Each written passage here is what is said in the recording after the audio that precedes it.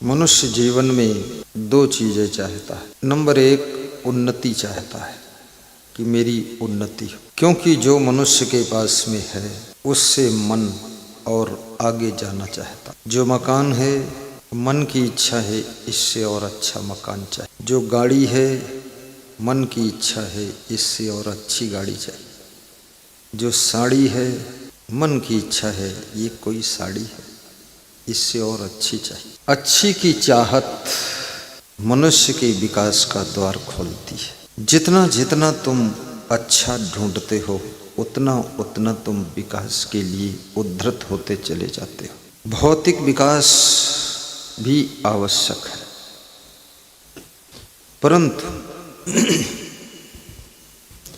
भौतिक विकास केवल आपको सामान दे सकता है, वस्तुएं दे सकता है, घर दे सकता है, मकान दे सकता है, वाहन दे सकता है, लेकिन भौतिक विकास आपको शांति नहीं दे सकता है, सुकून नहीं दे सकता है।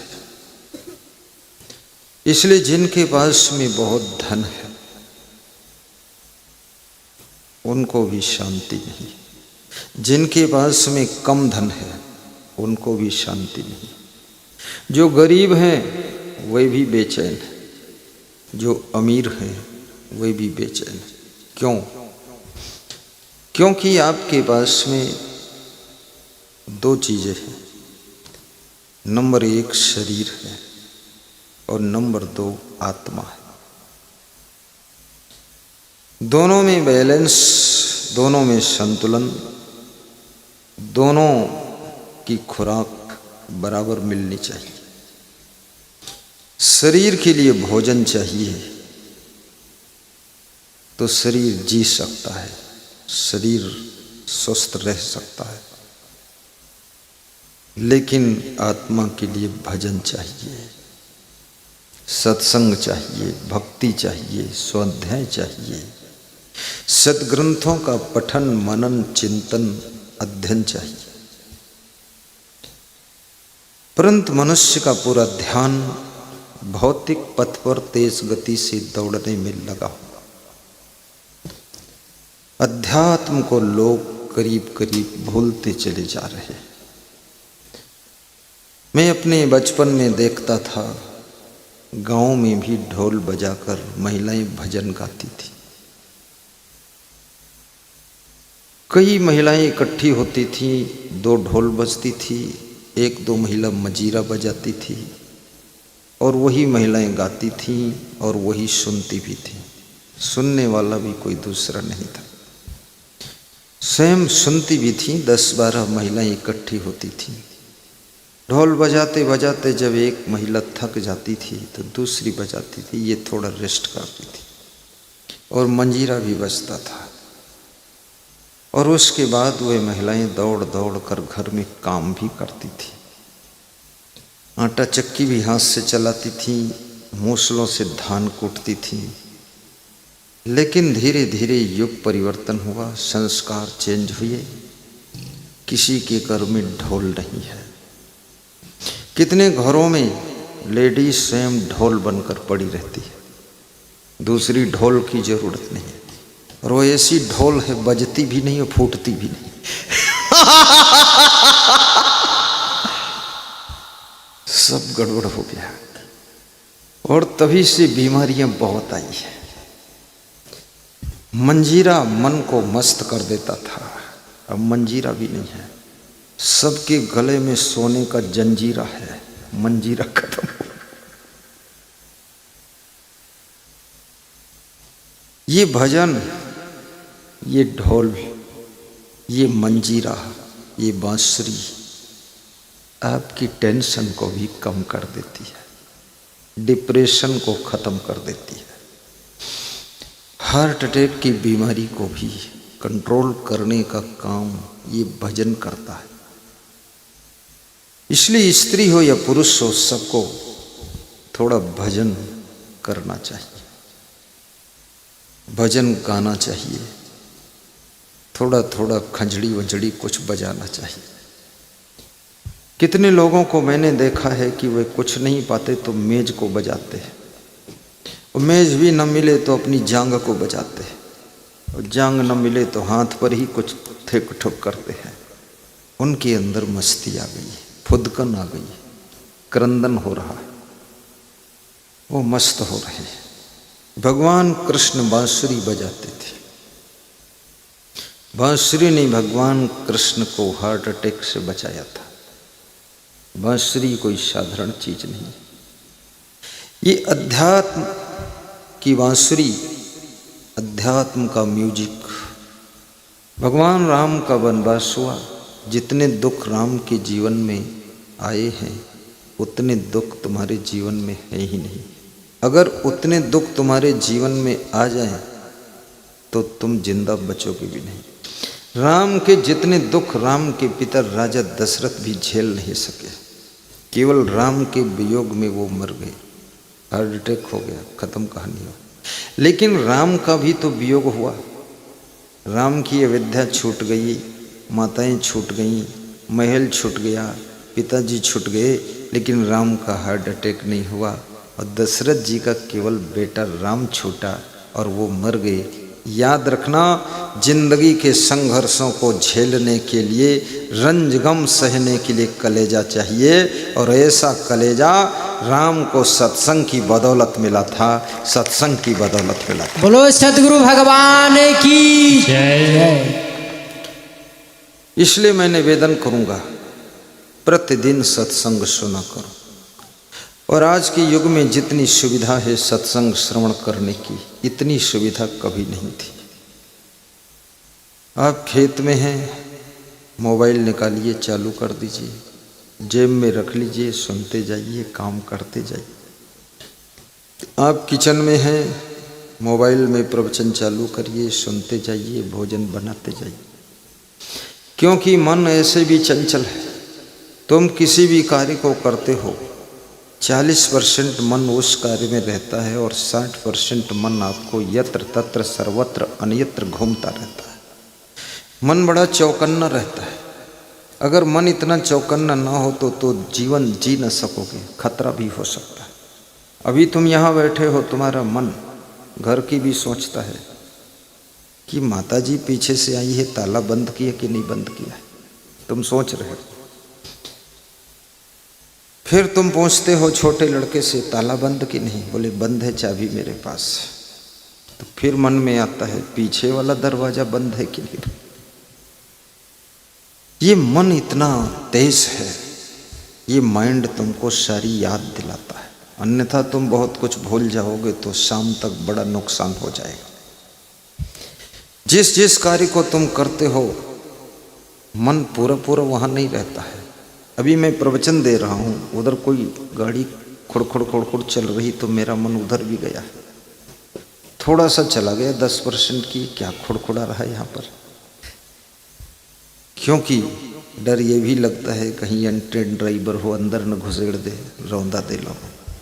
मनुष्य का कोई भरोसा नहीं।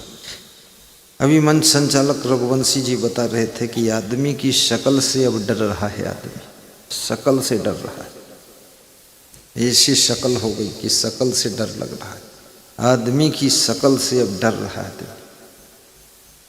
वो आदमी को लूट कर घर भर रहा है आदमी।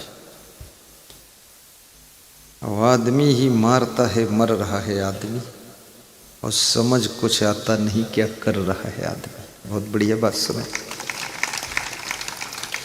आदमी केवल आदमी को नहीं मारता है, आदमी मछली भी मारता है, मुर्गी भी मारता है, सांप को भी मारता है, शेर को मारता, हाथी को मारता, गधे को मारता है। आदमी तो मारता ही मारता है, और चूक जाए तो पत्नी को भी मारता है, और पति चूक जाए तो पति को पत्नी मारती है, और मार कर नीले ड्रम में भर भी देती है। बात खत्म। पूरा पैकिंग कर दिया कि जाइए श्रीमान जी, वापस मत आना। मारा मारी ही तो संसार में चल रही है।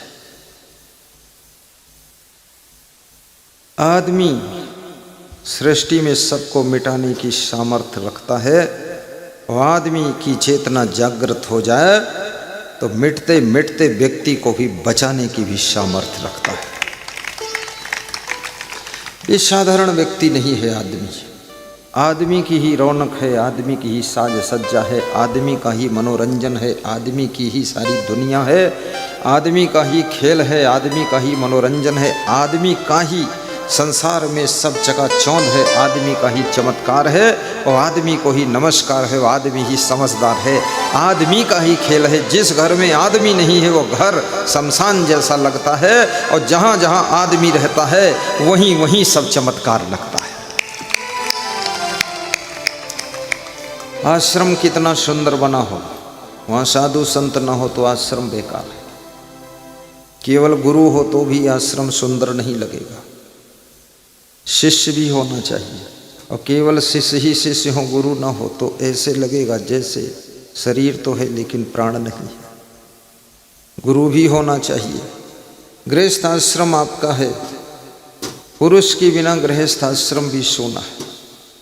लेकिन पुरुष ही पुरुष हो, महिलाएं ना हो तो आपका घर सुनसान है। और बच्चे ना हो, आंगन में फुदकते ना हो, खेलते ना हो, दौड़ते ना हो, गिरते ना हो, लुढ़कते ना हो, चिल्लाते ना हो, रोते ना हो तो आपका घर तो मरघट जैसा हो जाता है। इसलिए बच्चों की भी जरूरत है। इस सृष्टि की शोभा मनुष्य है, घर घर की शोभा मनुष्य। मनुष्य जब संभल जाता है तो धरती को स्वर्ग बना देता है और मनुष्य का मन जब फिसल जाता है तो स्वर्ग को भी नरक बना देता है, स्वर्ग को भी नरक बना देता है। संभलने की जरूरत है, संभलना सीखो। इस माया नगर में क्या माया है? भोजन माया है? नहीं। गाड़ी माया है? नहीं। साड़ी माया है? नहीं। स्त्री माया है? नहीं। पुरुष मायापति है? नहीं। सामान माया है? नहीं। ये डबल बेड ट्रिपल बेड माया है? नहीं। ये तो जरूरत है जिंदगी की। तो माया है क्या? क्या है माया? माया किसे कहते हैं? माया उसका नाम है जो तुम्हें तुम्हारे कर्तव्य से विचलित कर दे, जो तुमको तुम्हारे धर्म से च्युत कर दे। जिसलिए मनुष्य का शरीर मिला है उस कार्य को तुम भूल जाओ जिसके कारण वो माया।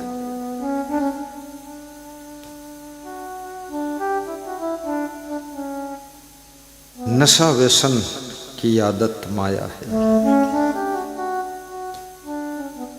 आलस्य माया है, असली माया तो क्रोध है, लोभ भी माया है। जोरी जोरी भर दियो खजाना, धर्म में कौड़ी नहीं लगाया है, असली यही माया है।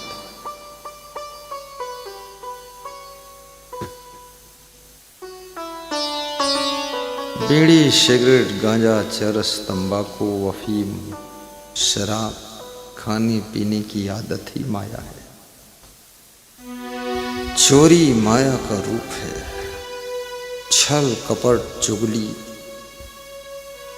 दगा दूसरों को ठगना यही माया है।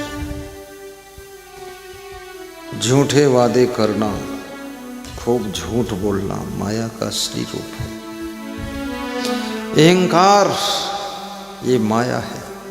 संस्कार भगवत कृपा है। जिसके पास में संस्कार है उसके पास में अहंकार टिक नहीं सकता है।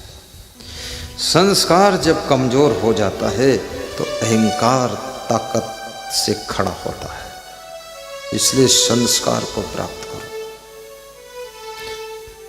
जब तुम अपने पिताजी को गाली देने लग जाओ, पिताजी को आंख दिखाने लग जाओ तो समझ लेना तुम माया के चंगुल में फंस गए हो। जब तुम अपनी पत्नी परिवार के साथ में कर्तव्य का पालन न करो, नशा करके धुत पड़े रहो तो समझना तुमको माया ने अपने जाल में फंसा लिया है। जब तुम अपने बच्चों के साथ में सद्व्यवहार न कर सको, जब तुम अपने पति को दुख देना शुरू कर दो तो समझ लेना तुम माया के जाल में फंस चुकी हो। जब तुम अपने सासू को, ससुर को, बूढ़े माता पिता को पीड़ा पहुंचाने लग जाओ, उल्टा पलटा कार्य करने लग जाओ, उनके मन में तुम्हारे कारण चिंता पैदा हो जाए, टेंशन होने लग जाए, तो समझ लेना तुम माया के गुलाम हो चुके हो। इसलिए याद रखना, जीवन में कोई आदत मत बनाइए, गलत आदत। सुबह ध्यान भी करिए लेकिन लिमिट होना चाहिए। 2-2 घंटे ध्यान करोगे शरीर अकड़ जाएगा, जकड़ जाएगा, बीमारी पकड़ जाएगी। बस 10 मिनट बहुत है, क्योंकि जब तुम ध्यान करते हो तो भगवान को भी वहाँ उपस्थित होना पड़ता है। इतना बड़ा बड़ा ध्यान करोगे, भगवान वहीं बैठा रहेगा तो सृष्टि की व्यवस्था बिगड़ जाएगी। इसलिए तुम्हारे ध्यान में भगवान नहीं आता है। तुम ध्यान लगाते हो तो भी तुम्हारे ध्यान में गाय भैंस आती है, दुकान मकान पकवान रोटी घी पूड़ी शक्कर नमकीन मलाई आती ध्यान में। ध्यान थोड़ा ही किया जाता है, 1 घंटों ध्यान में। और कभी कभी थक जाओ तो ध्यान लेटे लेटे भी कर लो। कभी मच्छर काट रहे हैं तो मच्छरदानी लगाकर बिस्तर पर प्रेम से लेट जाओ और ध्यान में डूब जाओ। कभी ठंडी लग रही हो तो रजाई ओढ़ कर ध्यान करो, आंखें मूंद लो और ध्यान में नींद आ जाए तो समझ लो पूरा ध्यान लग गया। क्योंकि सभी विचार जब खो जाते हैं तब शरीर नींद में डूब जाता है, तब समझ लो पक्का ध्यान में तुम प्रवेश हो गया। ऐसा ध्यान लगा लो। और बिना पूर्ण ज्ञान हुए ध्यान लगता ही नहीं। पहले ज्ञान को प्राप्त करो। मैं कौन हूँ, संसार क्या है, शरीर क्या है, क्यों यहाँ आया हूँ, कहाँ से आया हूँ, कहाँ जाऊँगा, मनुष्य शरीर क्यों मिला है, इसका रीज़न क्या है, इसका विजन क्या है, इसको पहले समझो। कितने लोगों को यही नहीं मालूम है कि मनुष्य शरीर किस लिए मिला है। बस खाया पिया घाय की सोया पाँव पसार, और भोंदू कुछ जाने नहीं को हमको संसार। सवेरा हुआ तेल घी साग लाना, दोपहरी हुई बाल बच्चे खिलाना, हुई सांझ आलस निद्रा सताती, अरे हाय यूं ही चली आयु जाती। सब उम्र चली गई, बस तिकड़म बनाते बनाते। कुछ समय ऐसा निकालो, प्रेम कर लो राम से। जब तलक है जिंदगी फुर्सत न होगी काम से। ये काम से फुर्सत नहीं होगी, एक दिन जीवन से ही फुर्सत पा जाओगे। काम पूरे नहीं होंगे, जिंदगी ही पूरी हो जाएगी। तुम सोचते हो सब फाइनल कर दूं, तुम ही फाइनल पढ़ा रहे हो। सब फाइनल होता नहीं। तुम्हारे बाप दादे फाइनल नहीं कर पाए, वो खुद फाइनल होकर चले गए।